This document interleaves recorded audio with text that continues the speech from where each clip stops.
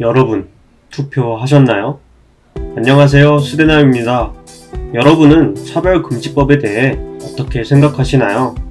그 전에 차별금지법이 무엇인지 말씀드려야겠죠.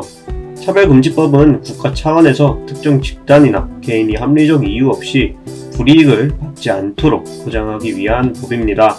그리고 차별금지법에는 개별적 차별금지법과 포괄적 차별금지법이 있습니다. 먼저 개별적 차별금지법은 우리가 모두 알듯이 개별적인 법들이 한두 가지 요소에 대해서만 차별을 금지하는 법입니다. 하지만 문제는 포괄적 차별금지법에서부터 나오는데요. 과거부터 매우 첨예하게 대립해왔던 것이 바로 이 포괄적 차별금지법입니다. 특정 영역에 국한되지 않고 차별의 주요 사유를 넓게 규정하고 포괄적으로 보호하겠다는 법이 포괄적 차별금지법인데요. 여기서 문제는 그 범위와 정도의 문제입니다. 오늘은 바로 이 포괄적 차별금지법이 스포츠에 어떤 영향을 끼칠지에 대해 이야기해 보려 합니다. 차별은 당연히 있어서는 안 됩니다. 모두가 공정해야만 하는 스포츠에서는 더더욱 그렇고요. 하지만 이 포괄적 차별금지법은 오히려 더 큰 혐오를 낳고 차별의 반대에 서 있는 평등을 훼손시킬 수 있습니다. 포괄적 차별금지법은 성별, 장애, 종교, 나이, 인종, 출신국가, 성적 지향, 성별 정체성, 결혼 여부, 학력, 고용 형태 등 이러한 다양한 차별 사유들을 하나의 법률로 관리하는 것입니다. 저는 이러한 차별 사유들에 대해서 어느 정도 차별이 있어야 한다고 말하는 것이 아닙니다. 당연히 차별은 어디에서나 존재해서는 안 되니까요. 이를 법적으로 관리할 때 생기는 문제점에 대해서 이야기하려 하는 것이죠.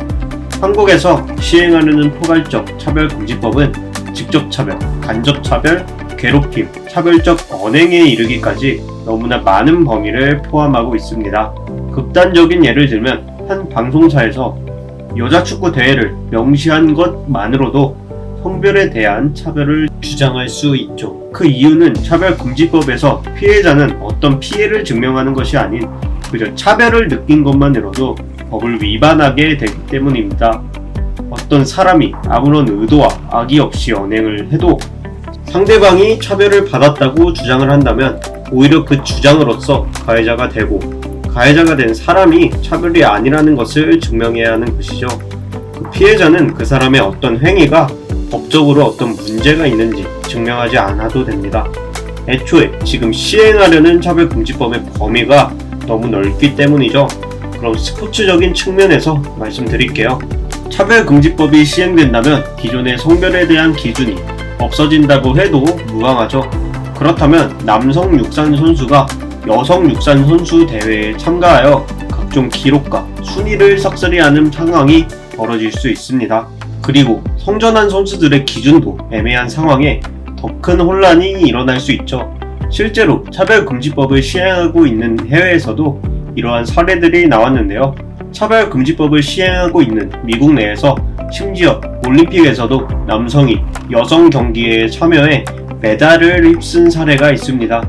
또한 2022년 비수술 트랜스젠더인 미국의 리아 토마스는 대학 스포츠 수영 대회에서 여성 부분에 참여하여 우승하였습니다. 리아 토마스는 2차 성징 이후 여성 호르몬 치료를 받았기에 193cm의 키에 누가 봐도 남자의 외골격을 가진 모습이었습니다. 또 다른 문제에 대해서도 이야기해보겠습니다.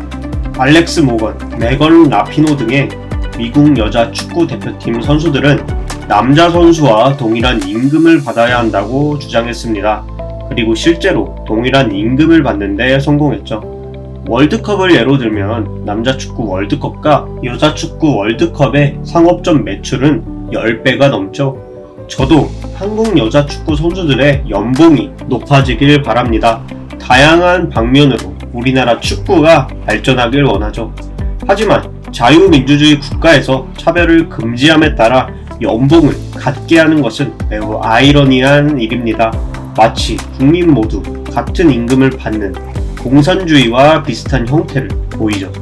여자 스포츠 선수가 남자 스포츠 선수보다 위대한 것을 보여주고 실제로도 높은 연봉을 받는 선수들이 많습니다. 우리나라에서만 보아도 박세리, 박인비, 김연경, 김연아 등 각자의 자리에서 빛나며 끝없는 노력으로 이를 극복한 사례들이 너무나도 많습니다.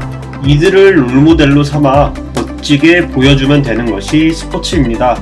여자 스포츠 선수들의 권리가 높아져야 할 스포츠가 많습니다. 저도 이에 동의하고요.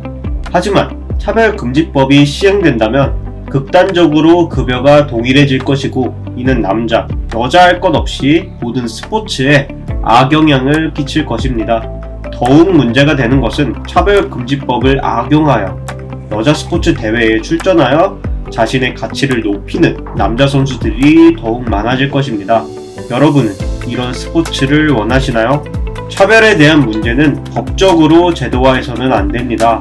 기본적인 것만 보호를 해주며 높은 시민의식으로 극복해야 할 문제죠. 하지만 국민을 사랑한다는 정치인들은 차별금지법을 부추기며 서로를 혐오하고 차별하는 세상을 만들었습니다. 지금 현재 대한민국은 서로에 대한 혐오가 넘쳐나고 있습니다.